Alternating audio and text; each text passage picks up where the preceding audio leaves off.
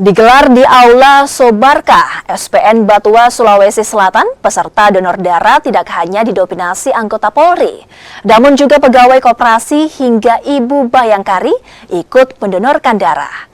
Donor darah digelar sebagai bentuk kepedulian anggota Polri ke sesama, apalagi kebutuhan darah di Kota Makassar sebagai ibu kota provinsi cukup tinggi. Pihaknya menargetkan bisa mengumpulkan 250 kantong darah untuk diserahkan ke PMI. Selain itu, juga digelar penanaman mangrove dan penyaluran air bersih.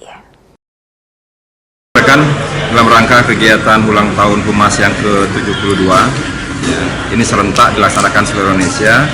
Di Polda Sulsel kita laksanakan pada hari ini di SPN, di mana kita mengajak rekan-rekan kita untuk ikut kemanusiaan di dalam memberikan darahnya kepada masyarakat yang membutuhkan.